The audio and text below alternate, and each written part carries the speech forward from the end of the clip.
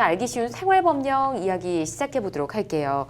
자, 요즘 게임 하시는 분들 굉장히 많죠. 지하철이나 버스에서는 물론이고요. 심지어 뭐 걸어가면서까지도 이 게임을 놓지 못하는 분들 굉장히 많으신데, 최근 세계보건기구가 게임 중독을 질병으로 분류하면서 사회적으로 큰 이슈가 되고 있습니다. 오늘 이 내용에 대해서 좀 자세히 알아보도록 할게요.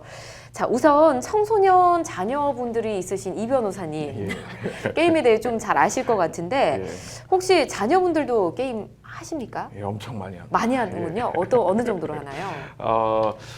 뭐 이 게임이란 게 많은 가정의 분란거리가 될 텐데요. 네. 저희 가정의 경우는 중3, 고3 두 아들이 네. 있습니다. 그렇기 때문에 게임 문제가 항상 문제거리인데요. 중3, 고3 딱 게임 좋아할 나이잖아요. 근데 되게 이제 고등학생 정도 되면 스스로 알아서 이제 자제할 능력이 생겨서 뭐 큰 문제는 안 되는데 중학생은 참 문제더라고요. 그렇군요. 그리고 보니까 게임이 너무 재밌습니다. 그러니까 직접 안 하고 뒤에서만 이렇게 지켜봐도 뭐 그래픽이 화려하고 맞아요. 소리라든가 이런 것들이 너무 재밌고, 특히 요즘 게임은 친구들하고 같이 즐기는 게임이더라고요. 뭐 전 세계에서 같이 하더라고요. 그래서 뭐 같이 대화하면서 놀이 문화로 완전히 자리를 잡았기 때문에 무작정 못하게 할 수도 없고 또 그렇다고 마냥 하게 할 수도 없는 아주 골칫거리 중에 하나입니다. 뭐 어떻게 하십니까? 막 많이 못하게 말리시나요?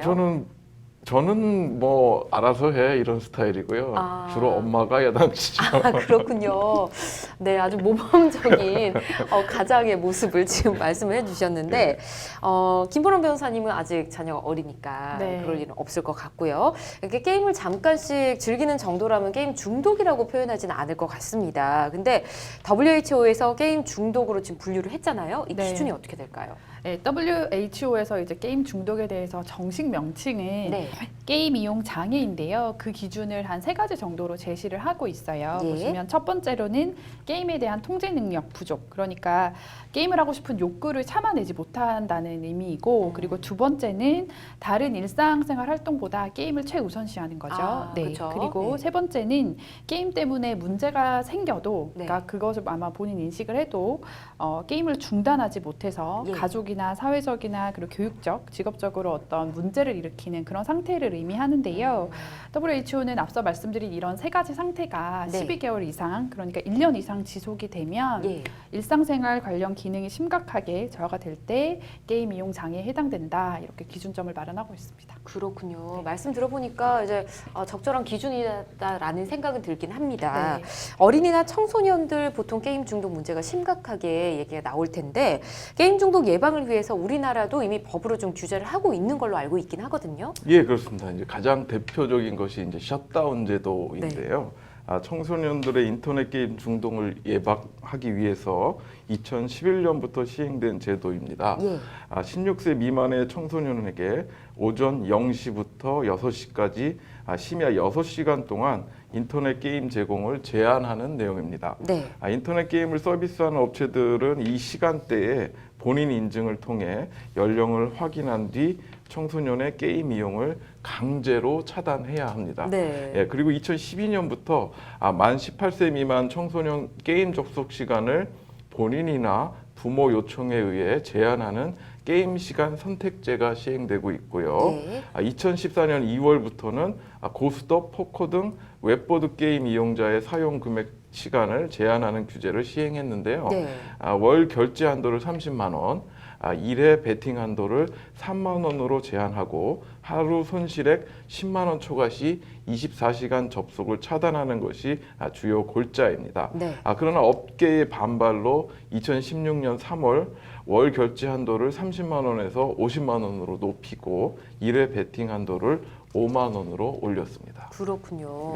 뭐 2011년부터 셧다운 제도가 시행이 됐으면 그래도 꽤 오래 시행이 되고 있긴 합니다. 얼마나 잘 지켜지는지가 또 문제긴 하겠지만, 게임 중독 문제가 사실 어제 오늘 일은 아니거든요. 지금도 게임 중독 치료도 이루어지는 걸로 알고 있는데, 왜 갑자기 질병으로 WHO가 분류를 지금 했을까요? 인터넷, 스마트폰 이런 IT 기술이 개발이 되면서 게임 중독 문제는 계속 있어 왔죠. 그리고 게임 중독에 대해서 실제로 이제 뭐 치료 치료나 이런 것들이 이루어져 왔는데 사실 아직까지는 게임 중독 자체가 어떤 별도의 질병으로 규정되어 있지 않아서 네. 이제 진료를 받을 때는 보통 병원에서 이제 코드를 부여를 하게 되잖아요. 그런데 이제 게임 중독에 대해서 별도의 코드가 없었기 때문에 우울증으로 치료를 해왔었다고 합니다. 네, 그렇군요. 그런데 예. 이제 지금은 별도로 코드를 마련을 해서 전문적으로 이 게임 중독에 대해서 관리를 하려고 하는 것이고요. 실제로 그 한국콘텐츠진흥원이 조사한 바로는 우리나라 청소년 그러니까 초등학교 4학년부터 고교생까지 그 조사를 했을 때 1.8% 정도가 굉장히 게임 중독 위험군으로 이제 확인이 됐다고 합니다. 그렇군요.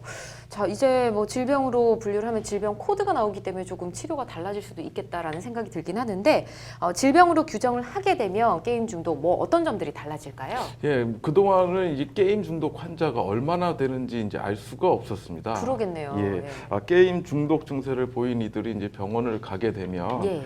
이른바 주의력 결핍 과잉 행동 장애, 네. ADHD라고 하죠. 네. 뭐 이것 또는 습관 및 충동 장애 등의 진단을 받았는데요.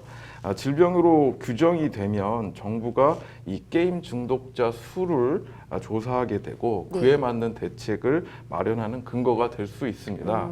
이 세계보건기구 권고는 2022년에 발효가 되지만요. 예. 우리나라 도입까지는 마찰이 클 것으로 보입니다. 네. 보건복지부는 WHO의 결정을 받아들이겠다고는 했지만 문화체육관광부는 이의를 제기할 방침이라고 하는데요.